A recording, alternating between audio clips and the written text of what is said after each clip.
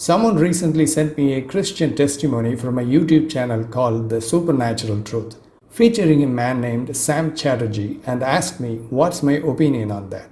The video is titled, "I was a Hindu Brahmin who never heard of Jesus, then everything changed."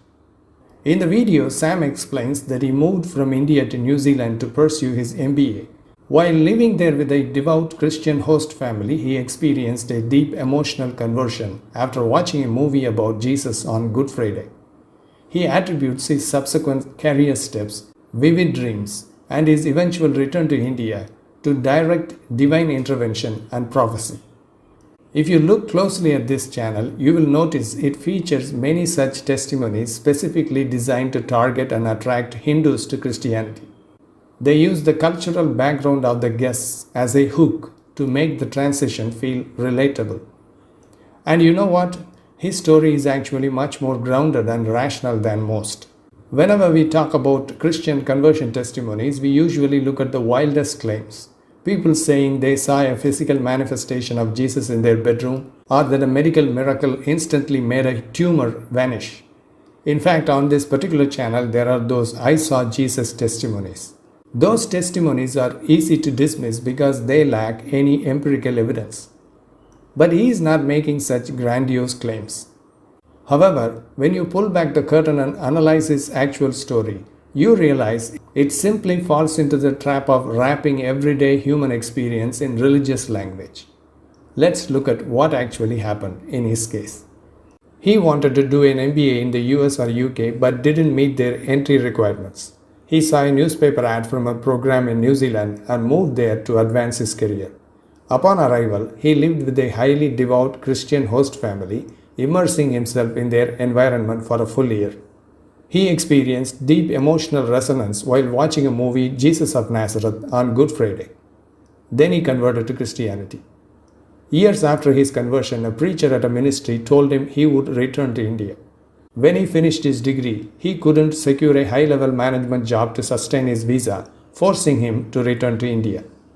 So, how does Sam connect these ordinary events to his conversion?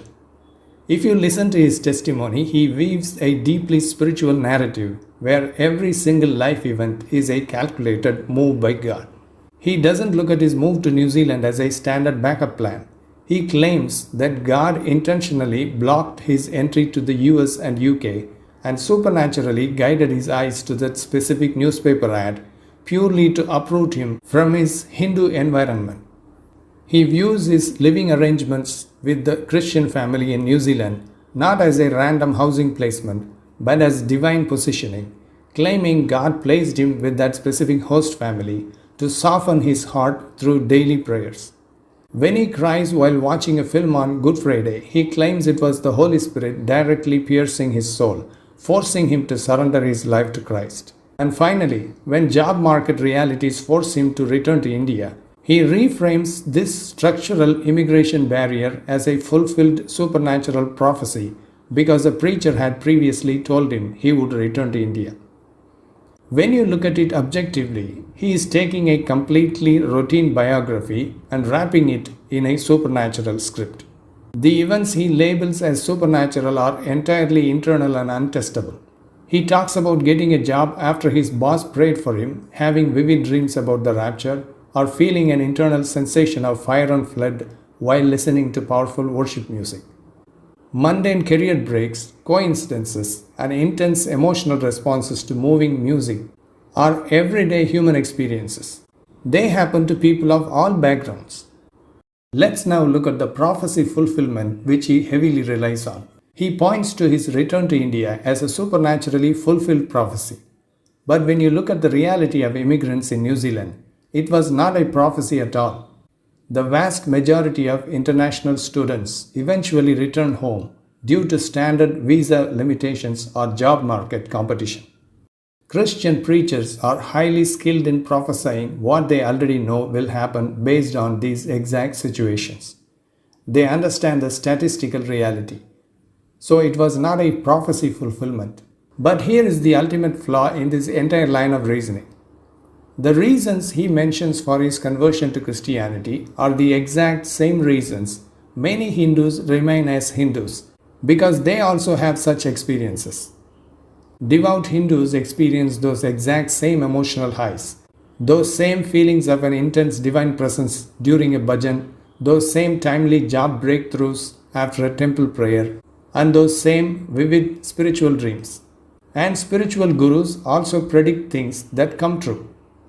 Every single religion on earth has a robust catalog of these exact same sensible testimonies. Logically, if an internal feeling or a timely job offer proves Christianity is true, then identical feelings and job offers must prove Hinduism, Islam, or Buddhism are true. But since Christians won't acknowledge other religions as true, they have no ground to claim that Christianity is true based on such testimonies. These testimonies don't prove the supernatural, they prove human psychology. They show how adaptable the human mind is when facing loneliness, cultural shifts, and the need for a supportive community in a foreign country. Sam's story is a sensible tale of personal transition. But wrapping a normal life in religious terminology does not make it a miracle. And it provides absolutely zero empirical evidence for the truth of Christianity. Ultimately, such desperate attempts by Christian groups to reframe everyday life events as supernatural validation only prove that Christianity is just a man-made religion and there is nothing divine about it.